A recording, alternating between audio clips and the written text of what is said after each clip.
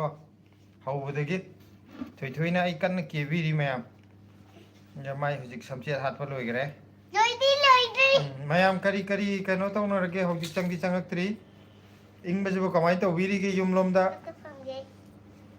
makada phamma fatte makada phammo wabani kamana ai phamma waye ba aduda sidanga ro bana phammaga nga tharo haiba sida nga thawai ba phajan phamdawo adu nga thawai ba okay maina se papa na fi kapsala ura se ke halage se ai samche kan hali ko mayam thoina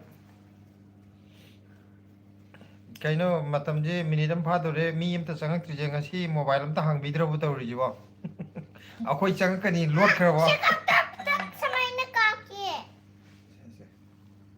perfume sida ju ka ke sida ju ngak ta ju ka ko do thank you tu sida sibige kaino duna sibige aduna kada shi ngasi je kanam ta sanbi raktre ngasi jibo mobile je kanam paina dro bu tawri jibo minute ama hele minute ani sudore mi imta changak tri je kamai teno amadi change thank you kanana masa khangning re da am khak changbire ya minute ama makhai chak sura kan da mi ama changbire baya eh ma je marin chat por mane as thoi thoi ni chi wi re tu mayam phajadra yari ha yari ko ko tatkani nang je tatkani mi ama changam badu su thank you hai ro wai thok re ngasi ai gi jab to kevi ha ai gi jab to kevi sina kai dong nang na sinasi नहीं समझना खाला masakti phajare adagi si ju samanam nadra yam phajare si jina sam hapuda kamna na ba se sam ka ke se sam kak na badi adi perfume gi na te si di kok ta kamna mi ni changbi re mayam thank you amung thoki doira mi am changa me thank you haru dei thoki bo ne thank you haru ya chante to thokre ni de jo kai no ngasi live chu se mo gi akhu ji bera ga leip cha la ne moida eh mi ma pan change ha de nati changak pa sum mangi du de akhu ji kai no ngasi je bera le bang khalu ne do mi ani suro mi muk changak te akhu prem lata na khulangang ko vire thank you prem lata कुइरेदा उदब Blessy है प्रेम कर देगा हां कुइरे ना की comment पादबा हां कई उदे अदो minute अनि सुरो मिनिट अहुम सुरे मिनिट अहुम सुरो कादा बुदि मी असमी कुलुम दोइ संगे हे सा लाउनि याम थोरे पाइरेट ना हेलो हेले थोइ थोइ मा याम कन केबी रि को यार बा से कमेंट त पागे समझना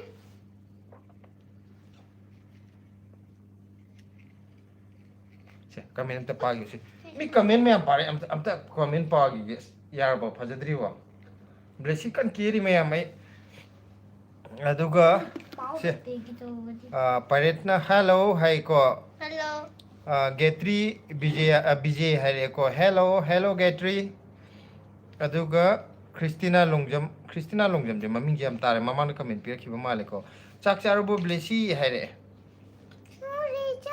phajana hayo Jare.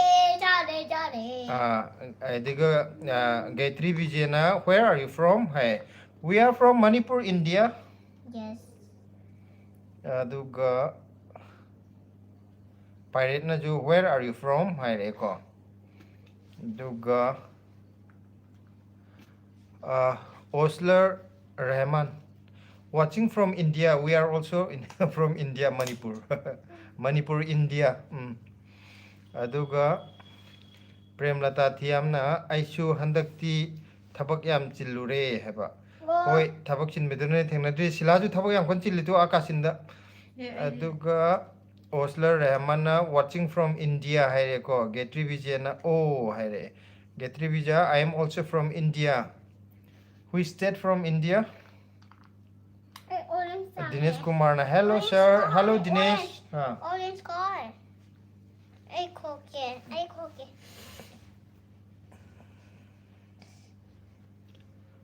aduga Priyananda ju changbire tamoi teima hai khulumjari hai hello Priyananda kari mathel charage Gayatri Vijayna Gujarat. Okay. Okay. We are from Manipur. Where from the Manipur? Dinesh Kumarna. Hello, namaste, namaste. Namaste. Mm. कैसे हो? ठीक हो ने? Oh, अरे Gayatri Vijay. Okay. Mm.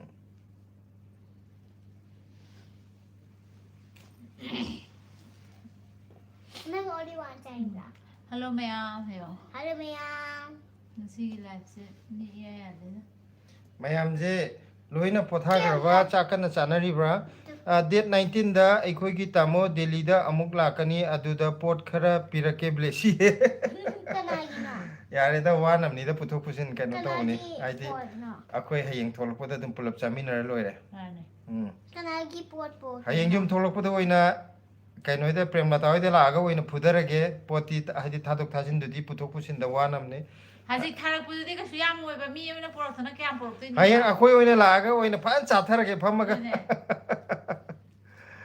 ꯑꯗꯨꯒ ꯄ꯭ꯔꯤꯌꯥꯅꯟꯗꯅ ꯏꯔꯣꯝꯕ ꯆꯥꯖꯔꯦ ꯅꯅꯥꯎꯗꯤ ꯇꯥꯃꯣ ꯍꯥꯏ ꯋꯤꯟꯇꯔꯗꯗꯤ ꯏꯔꯣꯝꯕꯁꯦ ꯌꯥꯝ ꯍꯥꯎꯋꯤꯀꯣ ꯍꯧꯖꯤꯛꯇꯤ ꯑꯗꯨꯒ ꯁꯟꯗꯤꯞ ꯑꯁꯣꯗꯤꯌꯥ ꯍꯥꯏ ꯃꯥꯅꯦꯀꯣ गोवा ओके नाइस प्लेस मुझे जंतर मंतर चलना है. जंतर मंतर. आप नागामीज हो we are Manipuri not Nagamese Premlata थियामना वारोई वारोई हाइरेको अदुगा अबे पालेकर कहाँ से हो we are from Manipur India Abe Palekar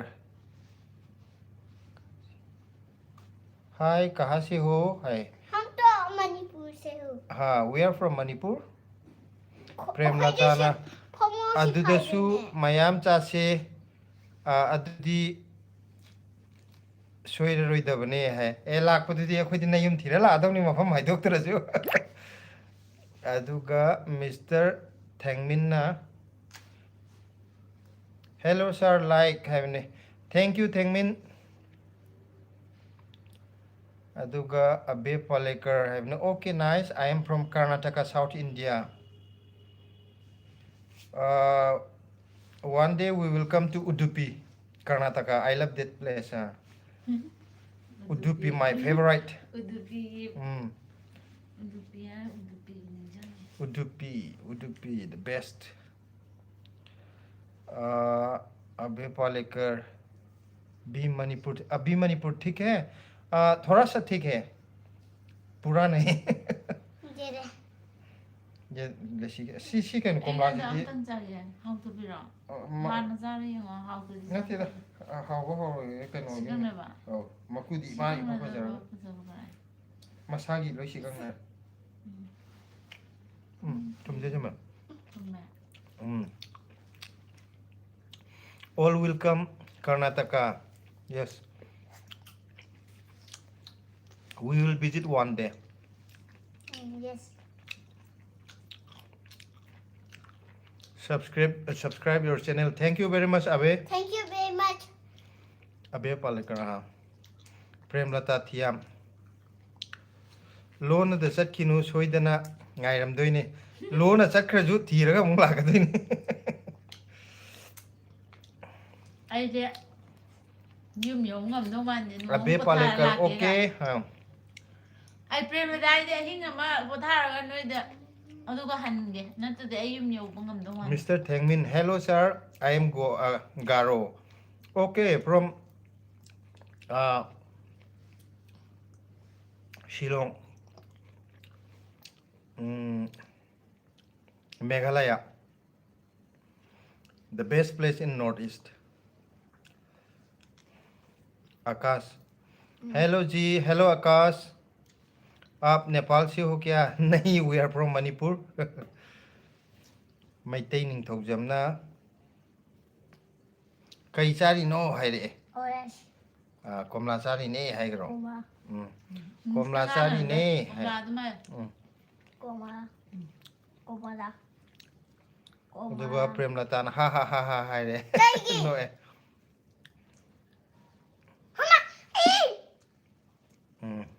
Kanagi. आकाश ना मी केरला से है Okay.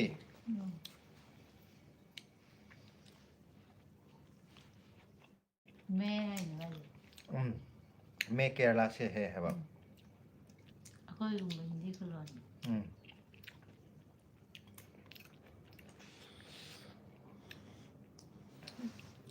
The beautiful state of India, Kerala. Huh? เดี๋ยวไอ้กี้อันนี้เนี่ย Na ani chabi ha bro. Amma mu doctor. ที่เกาหลีนั่นแหละ กะรี่ Dark gaming. Mind game. Jackie Chan hai. Gaby side. Hi hi. ใช่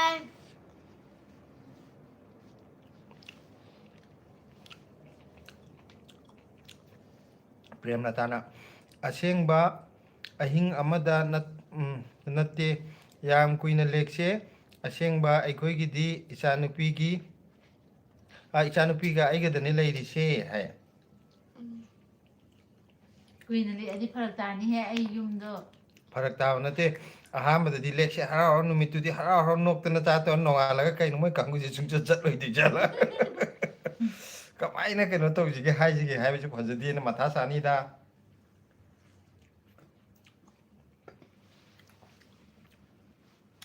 jo oren sam lo jo ยาเลยจิตา kan cha gi to ne นั่งแก่สาวรเก ahum mari ni sikang nei matong te of de ปุ๊บเลย blesi di sar papa kha ki ne ไก่กี้ nang di nang pai to sar dong ne mind gamer hai mane ko นั่นสิที่โปรเทสต์ลูกกี้ชาติยาวอ่ะ Akash wall hai mane Anikas hai ba mane Anikas wall I love you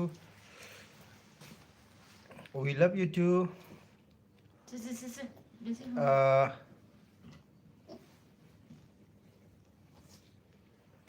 Inugadu lapadu hai ro Hi I am India Maitai ning thok jamna hai bi re je kaino yam hawba male do komla do hai ne komla do yam hawba mali da hai hawram ta hai ก็อยากเป็นกันได้ก็ได้ Maitai ning thok jamna nang na sari komla do yam hawro hai khumgar khumngam dra bo chai no khono da yaman gre nang di yam cha phate papa cha dong ไอ้ยามยามจ้าเดี๋ยวมาเถอะ mama sung ani hum cha karo ไอ้อันนี้จ้าเลยมา mai ani hum do ngasi gi di sikang nei ba thumma ga ju โอ้ย akoi prem lata gi kayam hangi aidi mi yam na lak pase yam nungai leida layone kaim ta hai ro ye chatlo na ayeng haido ki wa ngak na di pai ko Pallavi Kumari hi Pallavi Anika's wall hai ne I love you Pallavi Kumari na hi asa papa to gi sit loi tat ne สร้างหัวไม่ใช่ซึ่งมีจิกันนะ ya prem lata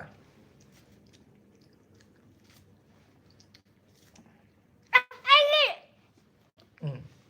मैं हम पे ดับจะเปลี่ยน पालवी कुमारी ना हम लोग पहले भी मिले थे हाजी हम याद है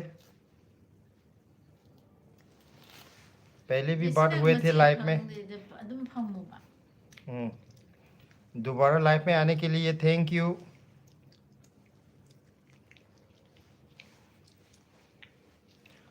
और आप कैसे हो पालवी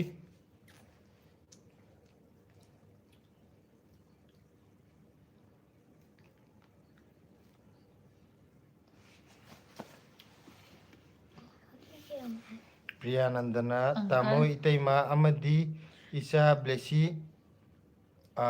ꯆꯥꯛ ꯆꯥꯕꯤꯔꯕꯣ ꯍꯥꯏꯔꯦ ꯑꯝꯇ จ้า ꯈꯨꯝꯈ꯭ꯔꯣ เลยเหรอ ꯑꯩꯈꯣꯏ ꯆꯥꯔꯦ ꯆꯥꯖꯔꯦ ꯀꯔꯤ ꯃꯊꯦꯜ ꯆꯥꯔꯒꯦꯗꯣ ꯍꯥꯏꯗꯣꯛꯈ꯭ꯔꯣꯗꯅ ꯑꯗꯨꯒ ꯃꯊꯪꯒꯤ ꯄꯥꯜꯂꯕꯤ ꯀꯨꯃꯥꯔꯤꯅ हाय बेबी क्या कर रहे हो मैथ्स क्या है ना नेम बेबी रखती हूँ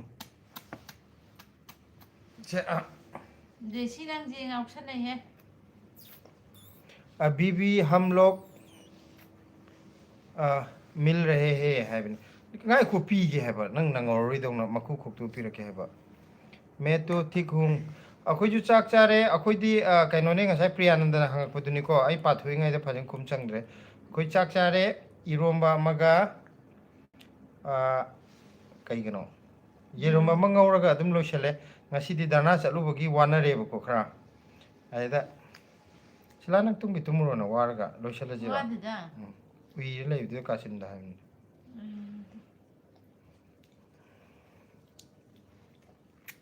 ꯄ꯭ꯔꯦꯝꯂꯇꯥꯅ ꯕ꯭ꯂꯦꯁꯤ ꯑꯩꯁꯨ ꯑꯦꯄꯜ ꯆꯥꯔꯤꯌꯦ ꯍꯥꯏꯔꯛꯑꯦ ꯅꯦꯅꯦꯅ ꯑꯦꯄꯜ ꯆꯥꯔꯤꯌꯦ ꯑꯩꯁꯨ ꯃꯣꯔꯅꯤꯡꯗ ꯑꯦꯄꯜ ꯌꯥꯝ ꯆꯥꯏꯌꯦ ꯑꯩꯒꯤ ꯆꯞ ꯃꯥꯟꯅꯔꯦ ꯌꯨꯖꯔ ꯀꯩꯅꯣꯁꯨ ꯆꯪꯕꯤꯔꯛꯏꯁꯦ ꯕ꯭ꯂꯦꯁꯤ ꯀꯔꯤ ꯆꯥꯔꯤꯅꯣ ꯑꯩ ꯑꯣꯔꯦꯟꯖ ꯌꯨꯛꯇꯥꯅꯦ ꯍꯥꯏꯔꯛꯑꯦ ꯅꯨꯡꯁꯤꯌꯦ ꯀꯔꯝꯕꯅꯣ ꯁꯤꯗꯩꯁꯦ ꯀꯔꯝꯕꯅꯣ ꯍꯪꯉꯤꯗꯣ ꯀꯩꯅꯣ ꯅꯨꯡꯁꯤꯌꯦ ꯌꯥꯝ ꯅꯨꯡꯁꯤꯌꯦ ꯌꯥꯝꯅ ꯑꯩꯁꯨ ꯑꯣꯔꯦꯟꯖ ꯆꯥꯔꯤꯌꯦ ꯍꯥꯏꯌꯣ ꯑꯩꯁꯨ ꯑꯣꯔꯦꯟꯖ ꯎꯕ꯭ꯔꯥ ꯃꯦꯁꯦꯖ ꯂꯥꯏꯗꯣ ꯃꯊꯛꯇ ꯃꯊꯛꯇꯔꯣ 100% ꯂꯩꯔꯝꯒꯅꯤ ꯀꯣꯔꯤꯌꯥ ꯑꯃꯁꯨ ꯌꯥꯎꯔꯦ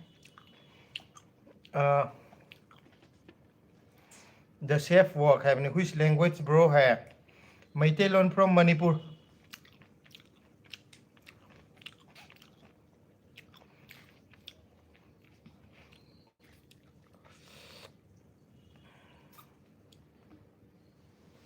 ꯁꯤ ꯈꯔ ꯆꯥꯔꯗꯤ ꯀꯀꯥ ꯊꯨꯝꯕ꯭ꯔꯥ ꯌꯥꯛꯄ꯭ꯔꯥꯗ ꯈꯥꯏ ꯑꯩꯁꯨ ꯈꯥꯏꯌꯦ ꯀꯣꯔꯤꯌꯥ ꯃꯔꯣꯟ ꯌꯥꯎꯄꯁꯤ ꯄꯥꯏꯗ꯭ꯔꯦ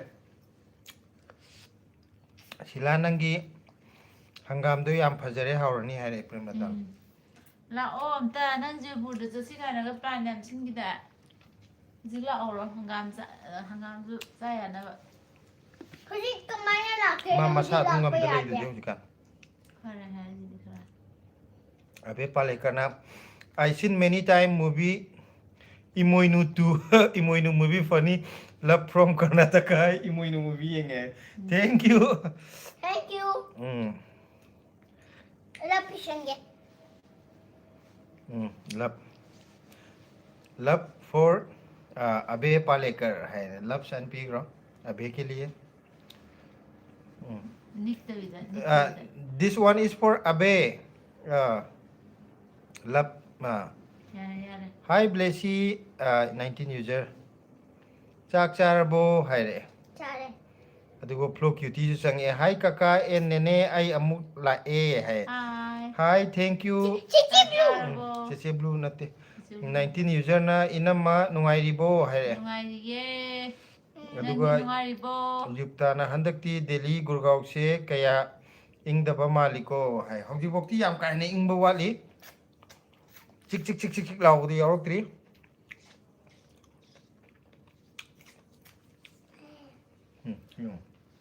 नु हाउती लेने थोक थोक लाओ थोक Chok chok lau nati mun man dana kai ni season tu tu na ko kun kai ni Tume. 치치치야면 아무 좀 봐. sila na hai pa mi chang je ko mai masak je komla masung ngam cha bi sak ne je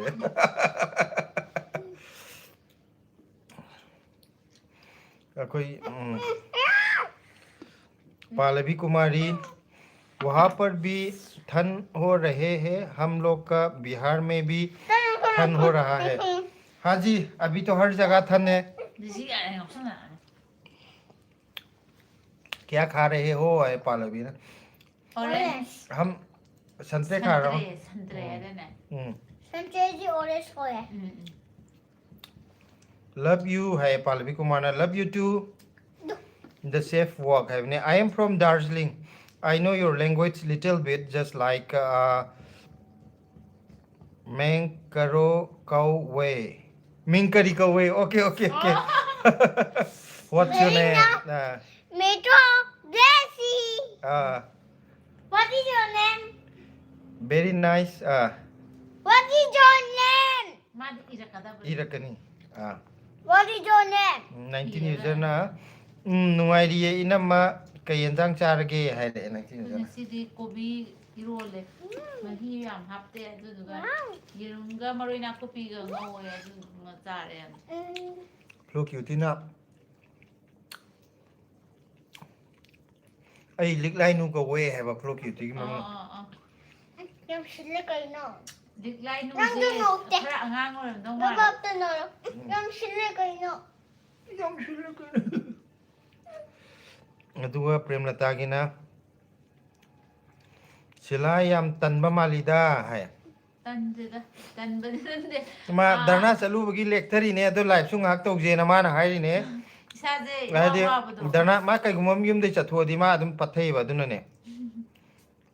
19 user na blessy love hai re love as mayam pire tu. ว้าว Blessy ki love mayam pire 19 user na.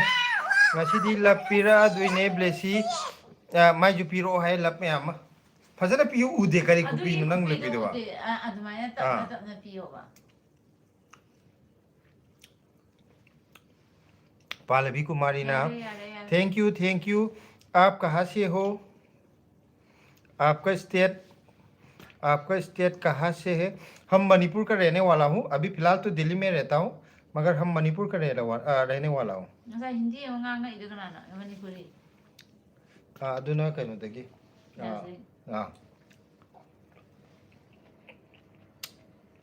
अबे Palekar cute girl your name है what's your name Blessy. My name is Blessy. Blessy फ्लो cutie चाना है काका ना subscribe तो भी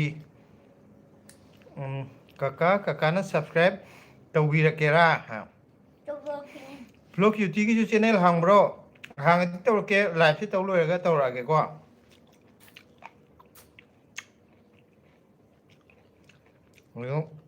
निर्मला सी ऐसे संगी रहे ब्लेसी से स्मार्ट याम ओइरे है लब में हम जुपी रे तू निर्मला ना नंग जुपी करो ना निर्मला क्या आता सिंगदरी तो कहीं नो अदुदे योग ने फोन तो उन्हें भी पियो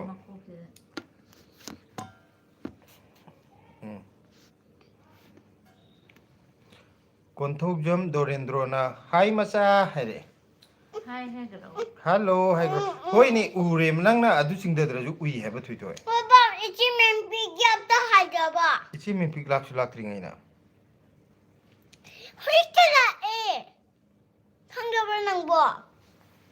अदुगा पालवी कुमारी ना आपकी पत्नी बहुत सुंदर है एंड आपके बेबी बहुत सुंदर है और आप भी थैंक यू पालवी अदुगा संगीता माइबम ना कई इंसान चाह रहे है रे Ah, โคบี kobi kangsay. อืม कोबी मना इरोम्बा รอมบ้าพี่โอ 19 यूजर ना थैंक यू है रे ब्लेसी याम नुसी याम ना है रे कहीं ना यूजर कहीं युक्ता तो ना नोई की नाकुपी तो याम कल ए है रे सॉरी नाकुपी कोई लोई लेन थत करे अनौब मुसों खतना बना लोई था दो पामी तो फुकतोगा हाइदी मैं कहीं प्लास्टिक के बास्केट की चेरंग हापदो कुइरक पगी खग तलक पा ไม่ชีเจเอ็นจะต้องวันนี้ก็ใส่ตะกี้ดึงพังอ่ะวันนี้เดี๋ยวชิเอาใช่ไหม या เรา है ला Ay, kaya เดี๋ยวกลัวอะไรกันเรามากลัวอะไรกันเรา प्रेमलता ना चलुरगा पोथाबसे ऐसु याम तौगले पत्थबसे है बा चलुरगा पत्थबसे ऐसु याम तौगले अदुना आईडी चाका चादबिनी है सिलाजु लेक्थबी नंबर 1 ने माजु कइनोम कइम चलु यादे माजु कितंग थोरदि मापान दम लेक्थरे उरुम गे हवाई तोन गुमने है तारे अबे पाले करना ओके है को एम मिकबाल है रो नाइस है रे फ्लो क्यूटी ना कखरे मैसेज कइनो एम मिकबाल है रा काका है हेलो पालवी कुमारी ने प्लीज अपने वहाँ में मत सॉरी प्लीज अपने भाषा में मत बोलिए सिर्फ हिंदी बोलिए शुद्ध हिंदी है अरे मणिपुर तो बोलो हाँ। हम तो स्कूल हम तो गए तो मणिपुरी बोल सकती है तुम बता रही है क्या अंकल अंकल ने दीदी है वो तो दीदी है मैं तो दीदी नहीं हूँ मैं तो चेचे ब्लेसी हूँ मुझे भी दीदी हूँ पर अंकल अंकल नहीं है, दीदी है। दीदी बोलो दीदी। हम घर में मणिपुरी बोलते हैं, स्कूल दीदी, स्कूल हम में तो- इंग्लिश और हिंदी बोलते हैं, है ना? मणिपुरी तो घर से बोलते हैं। घर में तो मणिपुरी ही बोलते हैं, है ना? हाँ हाँ हाँ। हाँ है ना एम मिकबाल ना है ए चाक चारबो है चाक चारे। मिकबाल होइदी करी इंजांग चारगे। पालवी कुमारी ना मैं बिहार जमालपुर मुंगर से हूँ। मैं मेरा घर दौलतपुर बड़ी वही पर मैं रहती हूँ। ओके। अदुगा यूजर से युक्तागिदो ओ ब्लेसी गुरगावदा कोइरो अखोइसु चिची अमा लैये हैबने। और कोरके मम्मा पापा जो पोरके अदुगा निर्मलाना थैंक यू हाइरेको। वेलकम अदुगा द सेफ वॉक हैबदुना just as you will all say 1 2 3 4 5 6 7 8 9 10 I know all this and what did you eat, what did you apply, and did you drink water or not? I know all this about you all. Hamne. Okay. Very nice. very nice 19 user na blessy ngasi di wakal nuaite aduna bye bye ngasi gi oina yam nungsi blessy havne blessy love you haire wakal nuaite haje George की mummy wakal nuaite ba George की mummy ho ho wakal nuaite ba pharo hayo the safe walk nang na tu da mu ui ai nei sile sumaina lei ma makok ti ong hai ni ong tong ni kai nan to ya paparom da khanga salo lo sonda gamai toro adi di uren thank you very much mommy wa dai ja overacting ng yawi मेरी colour बहुत गिरने वाला है ma'am ai di am ing ni jikan व्यवहार दा कनो कोई number पोए तो दोरी तो the safe walk. I walk with the Manipuri people for a year. They are very nice people. करेगी Thank you. Premlata Thiamna yam nungaye blessigi marol se haiko. Abe Palekar na profile photo किसका है? Profile photo ये ब्लेसी का है। किसका ब्लेसी का। देसी ना का करेगी हाँ क्या ये ब्लेसी का बचपन का फोटो है। हाँ मैं तो छोटा मैं तो इतना छोटा हूँ मुझे पालवी कुमारी ना प्लीज आप कुछ भी बोलो हिंदी में बोले हैं। मैं तो हिंदी बोल रही हूँ फ्लो क्यूटीना काका आई subscriber 291 you're अदुगा I short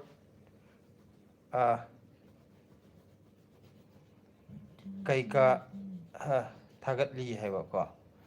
okay okay 291 अखोई हुजिक तौसलागे अदुदगी अमता तौविगो से माय फ्लो क्यूटी जे नंगी दुदगी 291 जे माय हुजिक 292 योहोले जे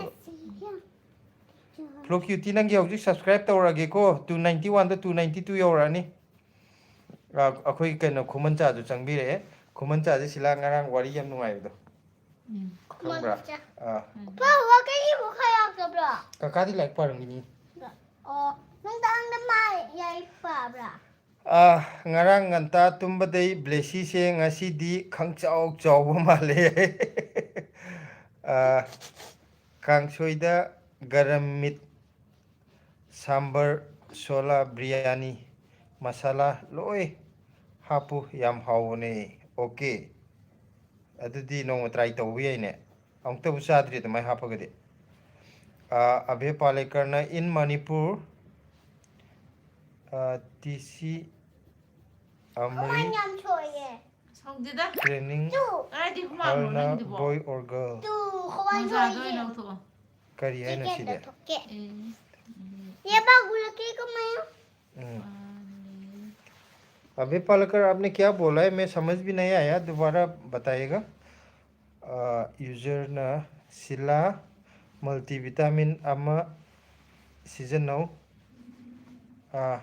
ꯏꯁꯥ ꯅꯨꯡꯉꯥꯏꯕꯅꯦ ꯌꯥꯝꯅ ꯍꯥꯏ ꯃꯜꯇꯤꯚꯤꯇꯥꯃꯤꯟꯁꯦ ꯐꯩꯀꯣ ꯆꯥꯕ ꯅꯪꯒꯤ ꯀꯩꯅꯣ ꯂꯩꯒꯦ ꯍꯥꯏꯕꯗꯨꯁꯨ ꯑꯗꯨꯝ ꯀꯥꯎꯔ ꯂꯩꯔꯦ Kaure, kaure. ꯍꯌꯦꯡ ꯆꯠꯁꯤ ꯀꯩꯅꯣꯗ ꯅꯨꯡꯗꯥꯡꯋꯥꯏꯔꯝ प्रेमलता थियामना ब्लेसी हा हा हा नुंगसिये हायरेको अदुगा अबे पालेकर ना डिनर हुआ आपका हाँ हमने डिनर हमारे दिन हो गया है प्रेमलता थियामना हा हा हा सिला उइरे है उइदे उइदे ꯑꯩ ꯁꯤꯗꯩꯗ माजे ꯀꯩꯅꯣ उइब ꯊꯤꯔꯤ नतेबको ममित तोंगागा नोंदरा येंबदुदा उइबा मानबने मयामना असेंबुदि उइबा नते ꯑꯕꯦ ꯄꯥꯂꯦꯀꯔ ꯍꯥꯏꯗꯅꯦ फ्लो क्यूटीने ꯑꯣ ꯑꯗꯨꯗꯤ ꯁꯤꯗꯩꯗ हेंथुई हेंथुई तखेलंबम ब्लेसी हिंदी अमता तंबियुदना है ब्लेसी हिंदी अमता तंबियो ये Yung, nangi umta laga tambiday हाँ लागा थेंगनरगा ओइना तंबिदुइने हायो अबे पालेकरना अच्छा ओके है एको जिचोई करी है ना से पावा हितरे your daughter is so sweet है एको थैंक यू जिचोई आपका ये अकाउंट का नाम बहुत लंबा है समझ भी नहीं आया कैसे पढ़ना है फ्लो क्यूटीना थैंक यू है रे वेलकम बुइसनी जो चंगबीरे ए ब्लेसी करी एंसांग चारगे ngasiदी है केजांग चारे कोबी मना इरोम चारे हाइग्रो आई हाइग्रो अखोइदी ngasi कोबी मना इरोम चाजरे बुइसनी होइदी करी चाबीरगे युक्तागिजु सिला बाय बाय न्यू ईयर तौसीरो दिल्लीदा हाइरे ꯌꯥꯏꯌꯦ ꯑꯩꯈꯣꯏ ꯌꯥꯏꯗꯅꯦ अदुगा एडी त्रिवेदी है हाय ब्रो हेलो त्रिवेदी क्या हो रहा है कुछ खास नहीं है ꯌꯦꯡꯒꯦ ꯄ꯭ꯂꯤꯖ अदुगा द सेफ वर्क है I M forgotten your language now but I really miss my friends from there. I made some really good friends. अबे पालेकर ना मणिपुर में ना भी टीसी इंडिया आर्मी ट्रेनिंग है many people I see video news channel boy and girl okay अदुगा हेंथोई तखेलंबम ना अईगी yum हैरांखोई थोंगदा लइये लाआगा तंबियो को है yum थोलपदा तंबियो ये ꯇꯝꯕꯤꯒꯦ Ito tambige. ꯕ꯭ꯂꯦꯁꯤꯅꯁꯨ ꯇꯝꯍꯟꯒꯦ ꯅꯠꯇ꯭ꯔꯥ ꯕ꯭ꯂꯦꯁꯤ ꯍꯨꯃꯥꯡ ꯁꯧꯋꯦꯅ ꯖꯦꯀꯦꯠ ꯂꯧꯊꯣꯛꯈ꯭ꯔꯦ ꯕ꯭ꯂꯦꯁꯤ ꯍꯣꯏ ngasi live mi yam changte Sunday ni na aseng bidi mi yam chang pham di thok ne ado thing di ngasi ngali ne pung nipan ta jing ai khoi khori do hauji pung nipan mi ni khak ta da ngai comment di yam la e ko aduga mayam chang pudu chang te ba nangai chang pudu gi tang khayam khak te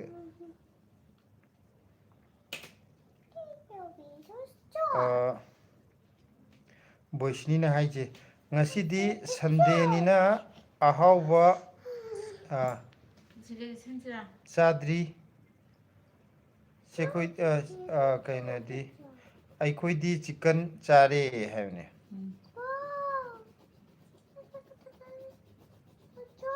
Premlata की सिला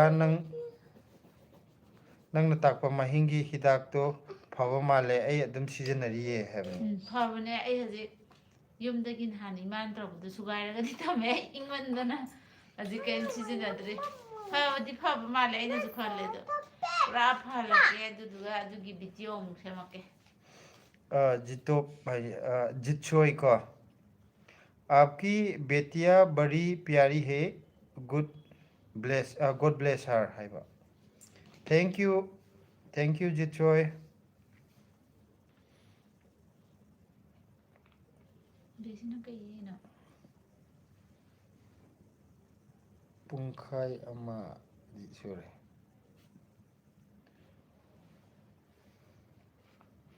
अभी पालेकर ने एक बार आप लोग challenge करते हो food है ने हाँ करेंगे प्रेमलता थियामना हवाईजार लोंद्रबो हवाईजार जे अखोई जनवरी थादा ओइना लोलगे सिलाजे मखुत मसा खरा नुवाइतबदुदा मतम खितंग गेप पीरगेना दुगा मरुई अखोई नाकुपी होबदु हंदकी होबदु लोई लेंथलगा अमुक नौना लोई फुक्तोगा थादुएबको अदो मरुइनगा फगलकपगा हवाईजारगा लोलगा पुलप मरुइगा हवाईजारगा दमाई योलगे मरक्तुदा खरा गेप पीबदुना सिलागी जो सुमा मखुत नुवाइतबदु अदु खरा फनबन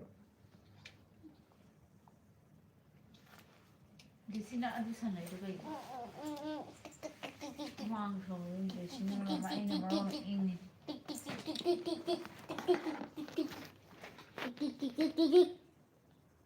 अबे पालक करना अच्छा ओके मैगी चैलेंज है का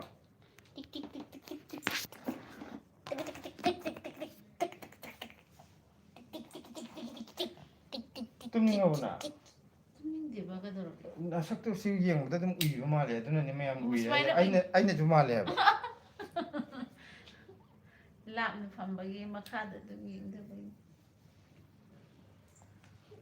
आई थी घुमांग छोड़ As ay di inge ay hazi kut po ay tanggo po inge haba. Asi si inge am ay. ठीक है Blessiki mapaga di humanga loy eh. ako hara sa mam to hotte Blessiki nang mama di inge. कोई ना यम So सागे karan daw. Asna pagi to ba? Oh, Ay na daw na daw ay. के डर no na pagi. Premlata ना नोइबु करम कांदा थोलपगी plan तौरगे है Kam kan spagi plan daw ay di khang de. आई जो खंग दे नंग आई रो Ay khang daw wa de so hay ro. Plan तौरगे ओइना हाय आगे Plan je tawdre hay tare khoi di khudakta. अखोइनबो हेड प्लान तौरबा प्लान दु काइदबई वा लेते सोइदबई वा लेते अदुदा प्लान तौदबीदा खुदकी ओइना तौवे अदुमा हादि प्लान जे तौर अखोइदि हेता सोइबा अखोइना प्लान तौजे अदुना प्लान तौररोइगे थबक खुदिमा अखोइ प्लान तौदबीदा कोइबा चटपबु ओइरो अमबु ओइरो प्लान तौबा यादे अखोइना हेवे प्लान तौरदि प्लान याम काइगलेबा अखोइगे द लास्ट मोमेंट हेता सोइबा अदुना प्लान तौदबीदा ओइना तौरगे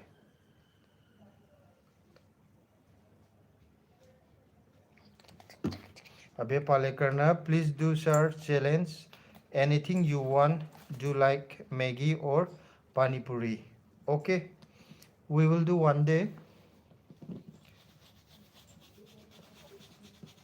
ए थुई की सीधी को खोट पे मंगाई ले में Ho ro nang de hay blessiki de su ho lo na nang na sa to mo chal. हां Brush kumbane da. माने Sibras nete. Si kom ni kom. Kong du brush. ngo पे की स्वाइन होते बिते नुआई बा Na tawre do ano ngai ru khangan. अस मामा जो उई दी lining ले में Ui de mi nang ba. Fu in de mi. Mai ma kasida. कइनो ना Ui hela ro tu mai de si de Murtaz studio है ग्रेट जॉब है अबे पालेकर ना okay okay है ठीक है से होगला पापा जी के नाम तो से सिमान ho do mo kela ni. कोई लो अंत फॉलो से अंत होथरो लेपगा Ding. Apo मामा जी खुमजली तो खुमजंदना अंत नंग लेखरन गे तो ने खौगलु यादे मान मामा जी कनो तो गे मैं उद्रे में यामना कासिंद संग उई ले ले ये अंत उई बो बन गे तो ने sino. सीज में याम फारे थ्विटर सागे जो तो जुनो mine Ho. Hono. Sino. Asin si ho. असी दिन नो आइरो हादि नो पे है सीज ना ब्रश की टाइप तो होगा Kito to na ba? Ki. असी ना तित्तो ओडी Naglangan ni.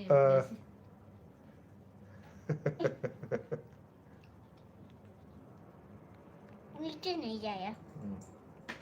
ꯄꯄꯥꯗꯤ ꯄꯤꯔꯛꯑꯣ ꯑꯗꯣ ꯍꯥꯒꯠꯁꯨ ꯈꯣꯠꯄꯩ ꯅꯨꯡꯉꯥꯏ after trying them. ꯉꯁꯤꯒꯤ ꯀꯃꯦꯟꯁꯦ ꯑꯃ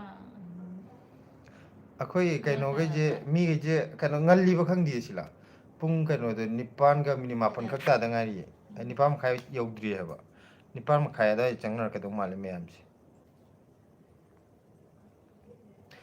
ꯅꯍꯥꯟꯈꯩꯅ ꯑꯃꯨꯛ ꯈꯔ ꯊꯦꯡꯅ ꯍꯧꯋꯦ ꯃꯤ ꯀꯩꯅꯣ ꯇꯧꯗꯦ ꯊꯦꯡꯉꯦ ꯍꯥꯏꯅꯩ ꯅꯪ ꯉꯁꯤꯅ ꯉꯟꯅ ꯍꯧꯖꯤꯟꯕꯗꯨꯗ ꯑꯃꯨꯛ ꯀꯅꯥꯝ ꯆꯪꯉꯛꯇ꯭ꯔꯕ ꯀꯩꯅꯣꯝ ꯇꯧꯔꯦ ꯃꯥꯅꯤ अबे पालेकरना Look, guys, you come to wait sir I come back I go to little bit busy cooking roti or omelette making having no problem abe prem latana kaka marketing chatpagi thagal o pot leidrasu marketing aje kari marketing ino injang na pilai ba chatpagi ra phiron lei ba chatpagi ra karamba video gi matang da no Amma, compag, Tacoba Jada, Maki Cherry of the highway. is Murta Studio hainiko Hawaijar yonbagi video yonba yamna nungaye tamo and wife toina video thagal o big fan hai kainone Hawaijar yonbaje akhoi silas nahan makhut kitang nagi bagi akhoi matam kitang lepke tawune ko hojik December thanung jidi yolaroige January dagi amu yonba hoge aduga thagalage January dagi kaino tawbugi December jima matam kitang potharaka January dagi di amuk Hawaijar gi video horani adai da mai jema uiba nate ko maya makha de yengdabani Prem Lata Thiamna Phiro leibagi okay chakani em kaino mathang kaino suti khara free oiba numit ami yengaga ko ꯍꯟꯗꯛ ꯁꯟꯗꯦꯁꯤꯗ ꯆꯠꯀꯦ ꯇꯧꯅꯦ ꯆꯤꯜꯂꯕ handak lakadoi Sunday jida yabra yenge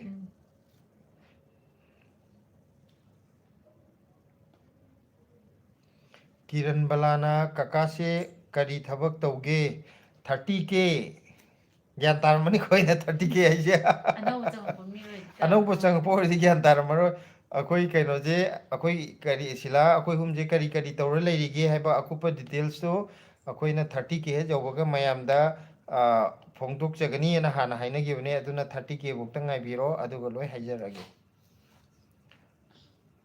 nongda khetri mayumna itaima uire hai mai uiba nati ye akasinda kaino tawbani lining bani dhyan tawrini ꯁꯨꯃꯥꯏꯅ ꯑꯣꯏꯅ ꯂꯩꯔꯁꯦ ꯑꯌꯨꯃ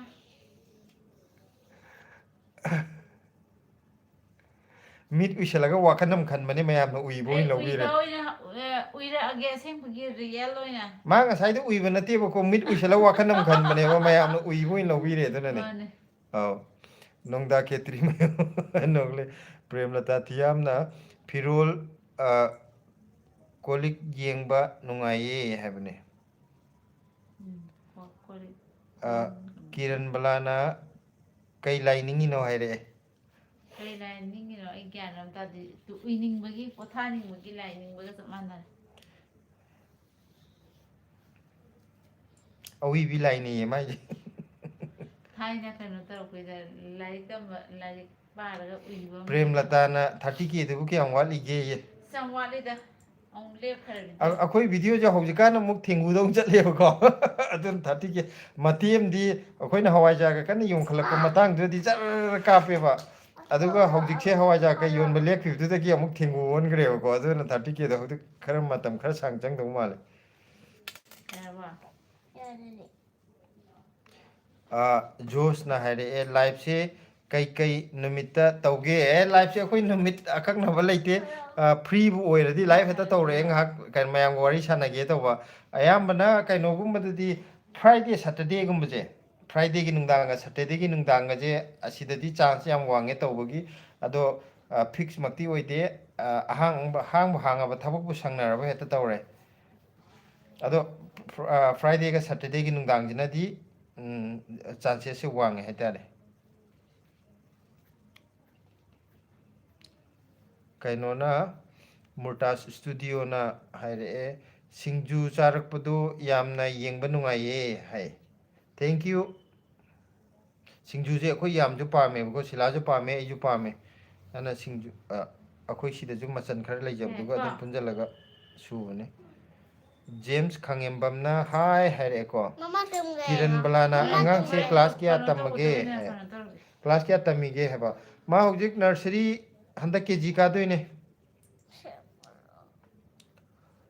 अबेना sir your wife sleep so tired है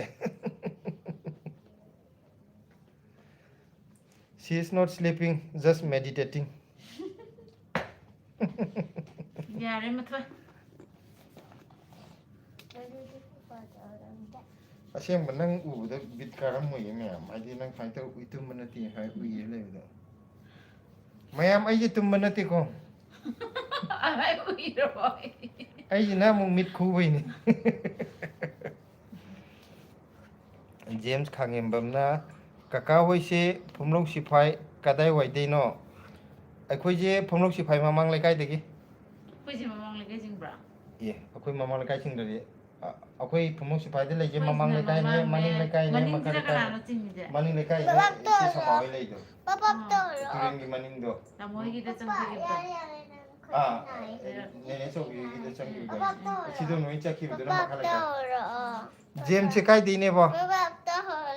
Papa tuh. James Khangembam जे कदाइ जगा देगी no Premlata ना काइ दनो अदुगिदना Nangganda. अइना खुद होलमदो दुदुना होलो नादोनि खंद्री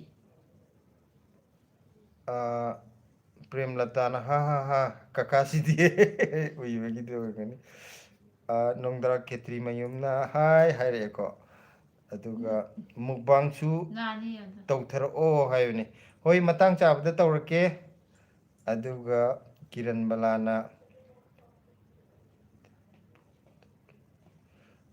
अखोई सिदा फोन तौगे तौरगा तौरंबने लाइव ओइना येंग लेथोकले हायबने अखोई साइदा हायबा अखोई साइदा फोन तौगे तौरंबने लाइव ओइना येंग थोक ये फरकतादी को अदुदे अदुदि फरकतानी हायें खनरागा कइनो खनबे मरमदो ब्लेसी नों कांगुदुनेना अखोइदा ताइनरकनिको ब्लेसी नोंना मिगी युम काइना हल्ले तौरकनिको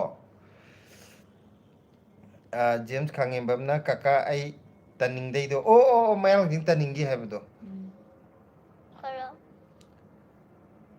अदुदी क्लब अदाई वाइदई है अखोइगी याम लाइन हायरागे से अखोइ फुंगलोक सिपाइदा ऑयल पंप अमा सारमिदना ऑयल पंप लोइसनगिदबदो अदुगी ऑपोजिट तगी नाद्रो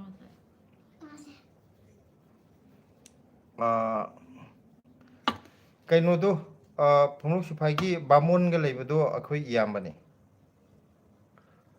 अदु वर्दी खंगमनी कनो हाय मामी युमनाका अखोइ फुंगलोक सिपाइगी तामो शांति खंगमगनी ने बामोनदो अखोइ इयामबे याय मने तामो शांति दो अदुम खंगिदना मया नोंदा खेत्री मयुम नोगले अदुगा जोसना मणिपुरीदी थंबालना पालंबदागी थंबो मक करे हैनो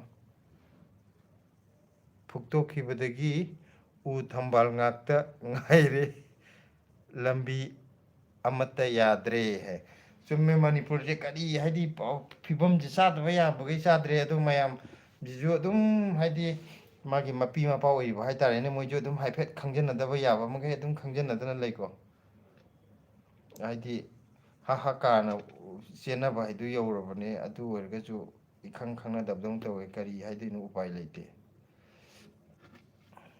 ओ खंगे अदुदी काका हाइको जेम्स खांगेम्बमना खंगे खंगे काका शांति दी हैबने आई माई मनाव निपा अतोमबने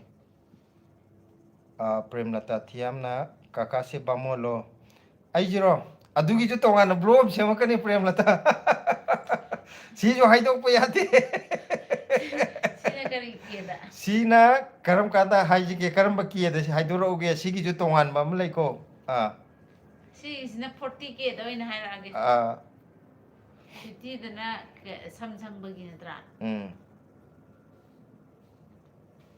अभी पाले करना last movie which you want sin है को कꯩनोदो करिएबा सितारे जमीन पर कुनाल हेलो ए कनानोम चंगे काका चंगे Nung khambra तोय jese. तोय नुंसीबी चाक चारबो हायरे Daddy. mi काका संगदी यादे को ngसागी वांगाम ग यारम दबजे काका संग पददी तोय तोय एक्टिव ओय कटखरे कुनाल ना गुड मॉर्निंग सर जी है गुड मॉर्निंग है रे गुड इवनिंग नोंदा केत्री मयुमना हाय रनु अमता हाय हाय रनु अमता हाय करिगिनो खंगदे माइजे मरम लेमगनी मा हाय Oh, kano do? 30K da adu hai ni ata 40 da adu hai ni adu lagi. हो हाय रनु अमता Ah, अदुगा जेम्स खांगेबमना अदुदी मयाम थुना 100K यौहलसे अदुदी लोय हाइदो खिदोरे 100K यौथोखरदे suyo yo hande yam tam chel le ra jiga. अबेना ओके नाइस हाय प्रेमलता थियामना बामोन ओइरदी सरेंग थोंबा सोइद्रेको थोलकपदा थोंबदी सोइद्रेको थोलकपदा है Sareng thong je ai di yam chaninge ado kana thong di oraro. Chak ko thong nindraga sareng ga thong odani. Tshering थोंबा थोंदबदी खंगदे चा लोन बबुक्ति है फागी दौनीदा चा लोन बदु जोइन चा लोन जहक्ति मैगी होइन दौर मैगी दी यानी इसिंग किता हमचला थोलो फुटला लोय नोंगदा खित्री मयुमना नोगले को अदुगा अबे पालिकरना तारे जमीन पर पार्ट 1 और पार्ट 2 सर लास्ट मूवी और है हाँ जी लास्ट मूवी सितारे जमीन पर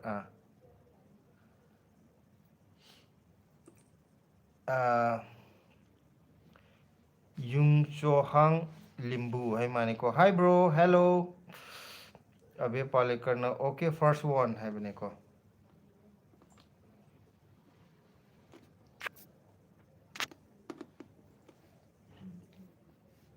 Ni si yang kai u yong do.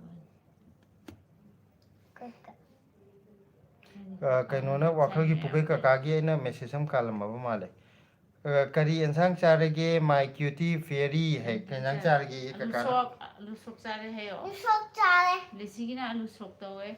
अखोई की ने इरोम्बा ब्लेसिगी ना अलूसो करी की नो फुक हाई गली देबो खागा जबरा अदुगा कहीं वाखल की पुके काकागी मुसला है कमेल पाबिरक्त्रे तामो माने चिथरम नाय हुजिक पाग्रम निको आइजे कनो तो एता चिथरे होय चेचे ब्लू जुलाई हेलो चेचे Cici blue.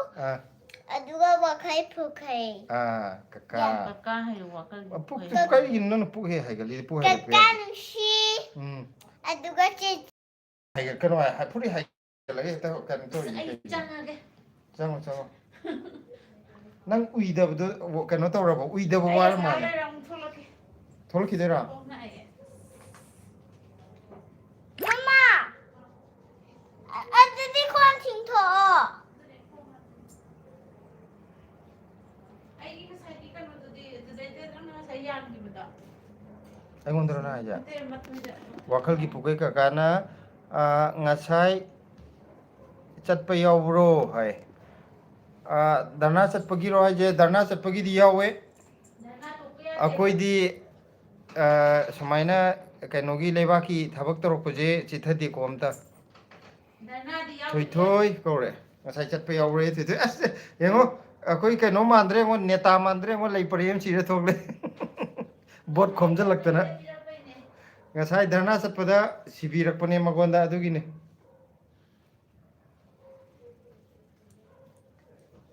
Wakai pukai ni ya.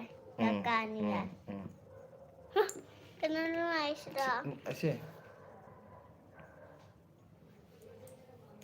नावरेम करुणाजित हाइबको हाय हायरे प्रेमलता ना याम फजैये ब्लेसी हायरे अदुगा नावरेम नैरे हे हायरे को Kenapa naik deh? करुणाजित ना अदु वाव याम फजैये कका याम पामजरे है ब्लेसी ना याम फजरे हायरे कका ना जितसोइना बेटा हिंदी में भी बोलो थोड़ा है जितसोइना हिंदी में भी थोड़ा थोड़ा बोल रहे बिलेसी What do you want? Hindi Kharga हायो हाय Hmm. लाओ सीधे लाओ Mummy आएगा पापा लाकनी ये मा होरेन लागा मुझे थरा लाई इबानी फम जिलाओ माँ जो कहीं जाए ना मखोंग दो ngak ting thoki ga मखोंग कोंजन बगी नारे अस अदुगी से तो ठीक ठोक पे आए हैं Naurem Karunajitna, thank you for saying my name. Hi. Okay, welcome. Wakal ki pukai ka kana tamo ngasi di thui thui gi mahut itai mana sinkrawa male. Ui huna ngarang tumdo.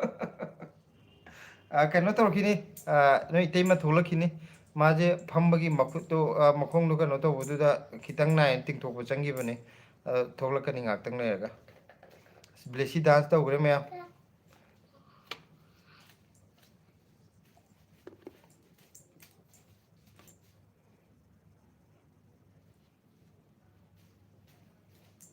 lamne swear hai ro blessy kari anjang charage hai कौन है आपका kano gina aikoi gina iromba blessy gina alu so नानो है पनो CJ kari no lamne swear hai ro Kaka wakal ki pukai na ju wow thui thui great dance hai thui thui dance mo lap me an pe dance ta bugi Thank you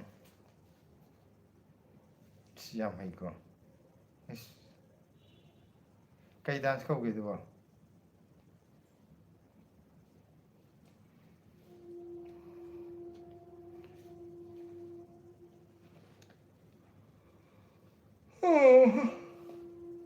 Pukai atar ho ji bo pung nipan makai ta dore ta patri पापा ngasi di akoi kaino je comment ji di yam nuai lep tana pi ado kaino je live chang pu mi ji yam da ba ma ngasi तेरे Makhaya तेरा ha Makhaya जाओगे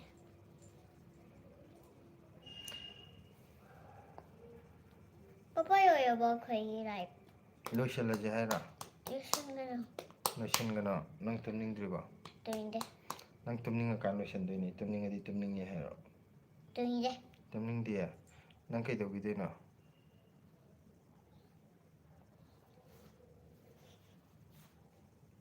Naurem Karunajit na hai re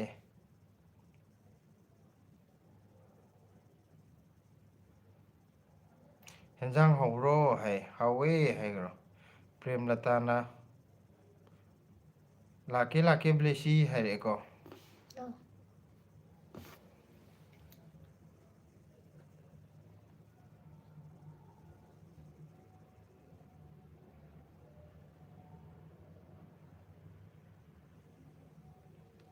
Nadal thongam na hi blessy hai re hello hai ro